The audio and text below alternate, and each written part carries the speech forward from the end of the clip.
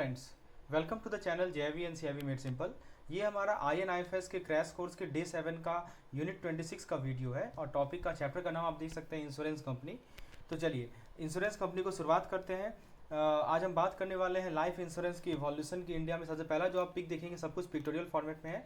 सबसे पहला आप पिक देखेंगे कि लाइफ इंश्योरेंस का कैसे इवोल्यूशन हुआ भारत में, राइट। तो एक ऐसी जर्नी जो 1818 से लेकर 1938 तक इंडस्ट्री को डेवलप करती गई। तो चलिए शुरू करते हैं। सबसे पहले देखिए आप यहाँ क्या हुआ कि 1818 आप देखेंगे सबसे पहला जो यहाँ पे स्टार्ट हुआ है जर्नी 1818 में स्टार्ट हुआ है। और इसमें oriental life insurance company, right. तो सबसे पहले लाइफ इंश्योरेंस कंपनी का नाम है ओरिएंटल लाइफ इंश्योरेंस। कब आया था? 1818 में आया था, इस्टेब्लिश हुआ था। यह एक रिवॉल्यूशनरी स्टेप था जो इंश्योरेंस को इंडिया में इंट्रोड्यूस करता है। यानी भारत में इंश्योरेंस कैसे आया, सॉरी इंडिया में इंश्योरेंस कैसे आया, तो ये आया हमारा ओरिएंटल लाइफ इंश्योरेंस से, ठीक है। फिर आगे बढ़ते हैं तो आता है हमारा 1829 जहाँ पे मद्रास इक्विटेबल, ठीक है। दोस्तों जो भी पॉइंट हम डिस्कस कर रहे हैं ना, इससे सवाल आ चुका है एग्जामिनेशन में, इसीलिए एक एक पॉइंट को ध्यान से सुनिए क्योंकि इस रिपीटेशन का चांस है, राइट। तो मद्रास में जो है इन 1829 में, राइट, मद्रास इक्विटेबल फिर से आता है मद्रास इक्विटेबल जो 1829 में स्टार्ट होती है। यह एक और बड़ा स्टेप था जिससे इंश्योरेंस सेक्टर ग्रो करना शुरू करता है, ठीक है, मद्रास इक्विटेबल।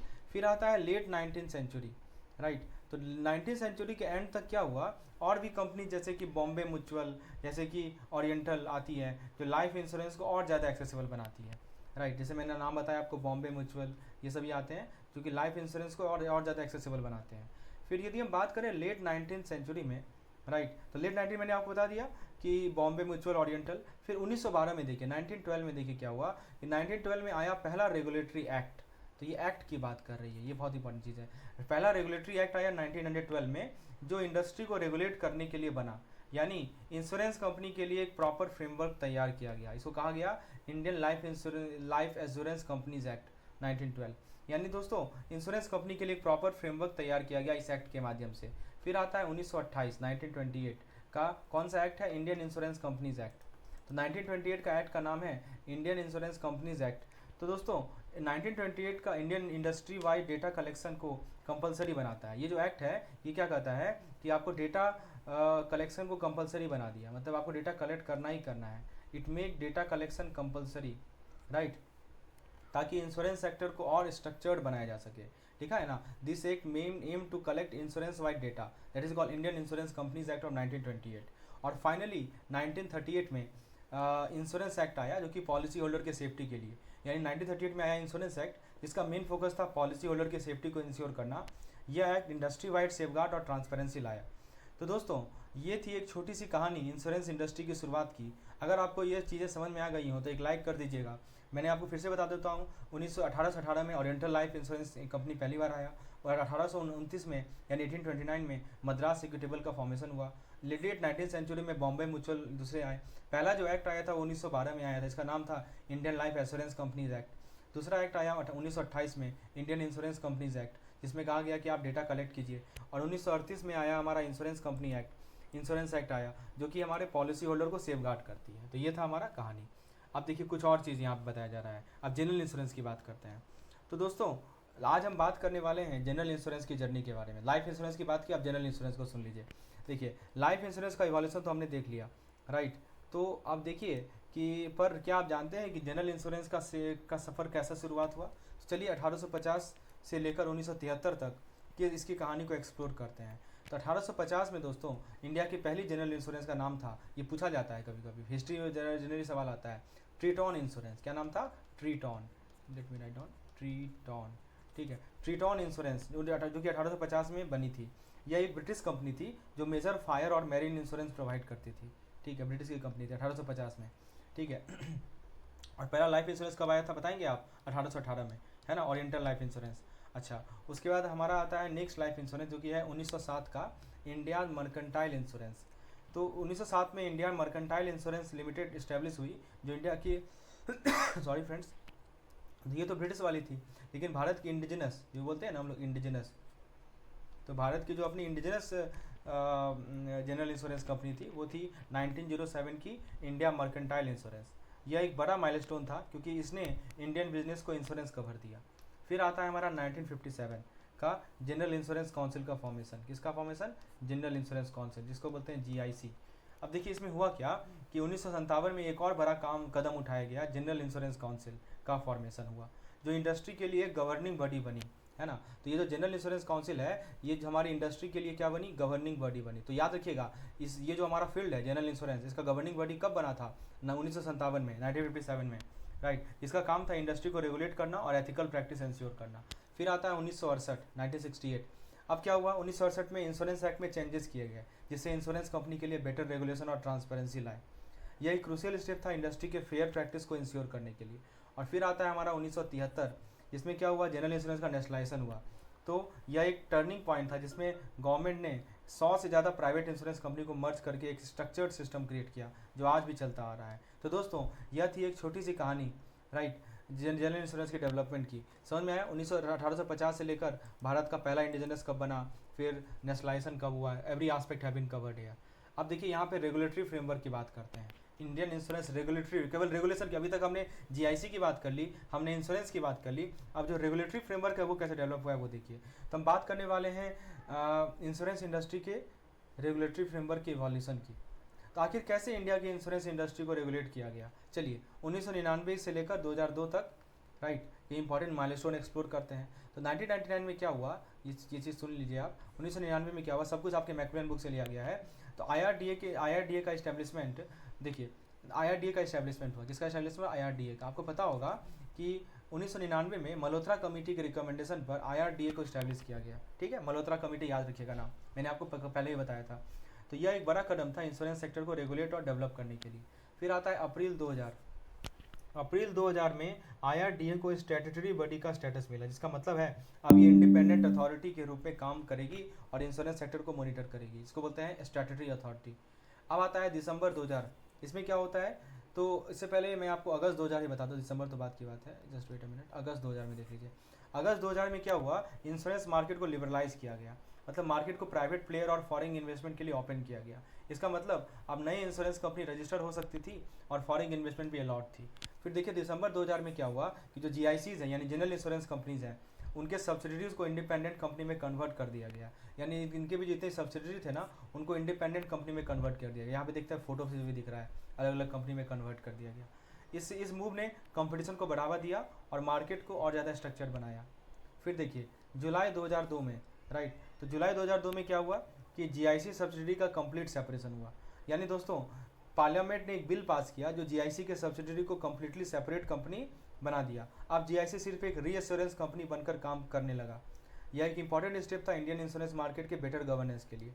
तो दोस्तों ये था इंडिया के इंश्योरेंस रेगुलेटरी फ्रेमवर्क का इवोल्यूशन। 1999 में आईआरडीए का एस्टेब्लिशमेंट, मल्होत्रा कमेटी।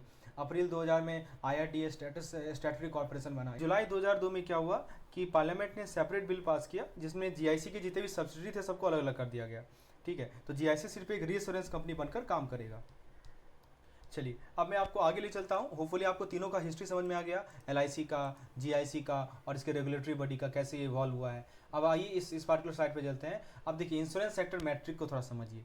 तो दोस्तों आज हम बात करने वाले हैं इंश्योरेंस सेक्टर के कुछ इंपॉर्टेंट मैट्रिक के इवोल्यूशन की।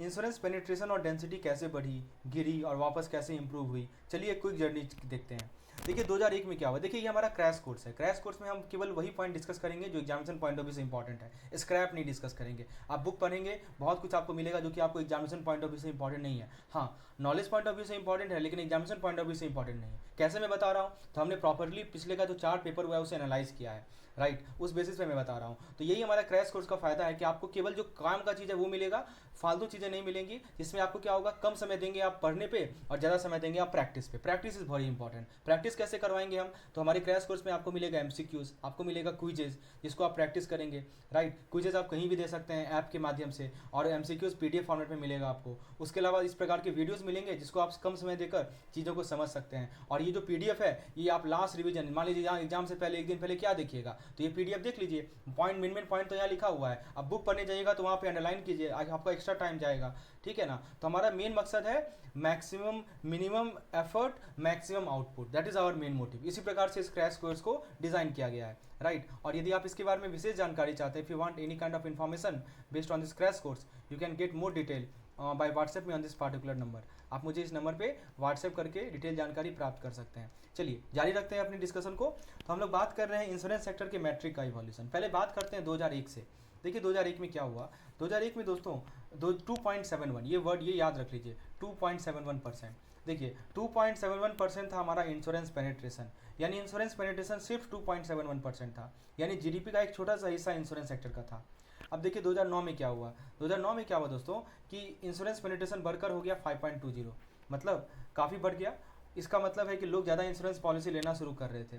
फिर 2014 में देखिए क्या हुआ। 2014 में इंश्योरेंस पेनिट्रेशन फिर घट गया, 3.30 आ गया। राइट, कितना हो गया 3.30। मतलब ये हुआ, क्या वजह थी, इकोनॉमिक स्लो डाउन और अवेयरनेस की कमी एक बड़ी वजह रही। फिर देखिए 2019 में क्या हुआ। 2019 में क्या हुआ, इंश्योरेंस पेनिट्रेशन जो है अभी भी 3.76% है। थोड़ा रिकवरी हुआ है, लेकिन अवेयरनेस कैंपेन और गवर्नमेंट स्कीम काफ़ी हेल्पफुल रहे हैं। राइट, अब देखिए यदि हम बात करें इंश्योरेंस डेंसिटी की, तो 2001 में क्या था कि USD 11.5, मतलब ये हुआ इंश्योरेंस डेंसिटी सिर्फ USD 11.5 थी, यानी हर व्यक्ति पर कैपिटा इतनी इंश्योरेंस प्रीमियम वैल्यू कंट्रीब्यूट करता था। मतलब हर व्यक्ति पर, मतलब पर कैपिटा बोलते हैं ना, पर कैपिटा कितना इंश्योरेंस कंट्रीब्यूट कर रहा है, वो $11.5 था, US डॉलर के टर्म में है। अच्छा, फिर 2010 में क्या हुआ, ये बढ़कर 64.4 तक आ गया। ठीक है, मतलब यह इंश्योरेंस सेक्टर की ग्रोथ का एक बड़ा सिग्नल था। और 2016 में फिर से इंश्योरेंस डेंसिटी घटा। ठीक है, इकोनॉमिक फैक्टर, कंज्यूमर बिहेवियर का बड़ा इंपैक्ट पड़ा। और 2019 में ये 78 USD पे है। मतलब ये हुआ कि यानी मार्केट एक्सपेंड हो रहा है और लोग इंश्योरेंस को सीरियसली लेना शुरू कर रहे थे। तो होपफुली आपको समझ में आ गया होगा कैसे इंश्योरेंस पेनिट्रेशन बढ़ा है, उस पर क्या इफेक्ट हुआ है, और इंश्योरेंस डेंसिटी पे क्या इफेक्ट हुआ है। चीज़ें समझ में आ रही हैं आपको। चलिए अब मैं आपको ई इंश्योरेंस अकाउंट समझाता हूँ, बहुत इंपॉर्टेंट चीज़ है, इस पर सवाल बराबर आता है। क्या आपको पता है कि इंश्योरेंस पॉलिसी को डिजिटलाइज करने का एक ईजी और सिक्योर तरीका है? हाँ, हम बात कर रहे हैं ई इंश्योरेंस अकाउंट की। यह ट्रेडिशनल पेपर बेस्ड इंश्योरेंस का से कहीं ज़्यादा कन्वीनियंट है। चलिए समझते हैं इसके की फीचर्स को। तो देखिए अम्ब्रेला जो बनाया है ना, इसमें की फीचर समझाया जा रहा है। तो पहले आप यहाँ देखेंगे सबसे ऊपर जो लिखा हुआ है वो क्या है, यूनिक नंबर एंड क्रेडेंशियल। मतलब हर ई इंश्योरेंस अकाउंट का एक यूनिक नंबर होता है। जितना भी आप ई इंश्योरेंस अकाउंट देखेंगे ना, उसका अपना एक यूनिक नंबर होगा, और इंडिविजुअल एक्सेस डिटेल प्रोवाइड करती है, जिससे पॉलिसी होल्डर इजीली अपने पॉलिसी मैनेज कर सकें। ठीक है, तो इसको बोलते हैं ई इंश्योरेंस अकाउंट। फिर दूसरी बात आती है अकाउंट मैनेजमेंट की। मतलब कि आप बात करें मैनेजमेंट की, तो ई इंश्योरेंस अकाउंट एक ऑर्गेनाइज वे प्रोवाइड करता है पॉलिसी को ट्रैक और मैनेज करने का। राइट, तो आप पॉलिसी रिन्यूअल, स्टेटस चेक और मॉडिफिकेशन आसानी से कर सकते हैं। पॉलिसी को रिन्यू करना है, स्टेटस चेक करना है, सब कुछ आसानी से कर सकते हैं। फिर आता है पॉलिसी कन्वर्जन। अगर आपके पास पेपर बेस्ड पॉलिसी है तो उन्हें ई इंश्योरेंस अकाउंट में डिजिटलाइज करना पॉसिबल है। यह फीचर पॉलिसी की सेफ्टी और एक्सेसिबिलिटी बढ़ाता है। फिर आता है हमारा ऑथराइज रिप्रेजेंटेटिव। यानी दोस्तों अगर पॉलिसी होल्डर को कभी अकाउंट मैनेजमेंट में हेल्प की ज़रूरत हो तो ऑथराइज रिप्रेजेंटेटिव का ऑप्शन भी अवेलेबल है। यह एक ट्रस्टेड फैसिलिटेटर होता है जो पॉलिसी को इफेक्टिवली मैनेज करने में मदद करता है। क्या होता है ये, अकाउंट मैनेजमेंट में हेल्प करता है, ट्रस्टेड फैसिलिटेटर होता है। और फिर आता है हमारा digital repository. Right, digital repository का मतलब क्या हुआ, देखिए यह सिक्योर वॉल्ट जैसा सिस्टम होता है जिसमें आपकी सारी इंश्योरेंस पॉलिसी डिजिटली स्टोर होती है। इसका मतलब है no risk of losing physical document. और एक होता है हमारा IRDA अप्रूव्ड रिपोजिटरी। मतलब आपका ई इंश्योरेंस अकाउंट सिर्फ IRDA यानी insurance regulatory and development authority के अप्रूव्ड रिपोजिटरी में ही क्रिएट हो सकते हैं। राइट, जिससे सिक्योरिटी और रिलायबिलिटी का इंश्योरेंस मिलता है। तो दोस्तों ई इंश्योरेंस अकाउंट इंश्योरेंस मैनेजमेंट को ईजी, सेफ और हैसल फ्री बनाता है। अगर आप भी अपनी पॉलिसी को सिक्योरली मैनेज करना चाहते हैं तो ई इंश्योरेंस अकाउंट का बेनिफिट उठा सकते हैं। तो सिंपली आपको समझ में आ गया सारे की पॉइंट्स। अब देखिए इसमें इंश्योरेंस के जो इंटरमीडिएटरी होते हैं वो कौन कौन होते हैं। तो फ्रेंड्स क्या आप जानते हैं कि इंश्योरेंस मार्केट में एक स्ट्रॉन्ग नेटवर्क होता है जो पॉलिसी को स्मूथली मैनेज करता है। हाँ, यह काम इंश्योरेंस इंटरमीडिएटरी का होता है जो इंश्योरेंस और कस्टमर के बीच के ब्रिज का काम करते हैं। देखिए ये जो हमारे इंटरमीडिएटरी है ना, ये क्या करते हैं समझिए। इसमें एक तरफ तो हमारे इंश्योरेंस की कंपनी है और एक तरफ है हम लोग कस्टमर। इसके बीच में जो ब्रिज का काम करते हैं वो कौन करते हैं, हमारे इंटरमीडिएटरी। समझ में?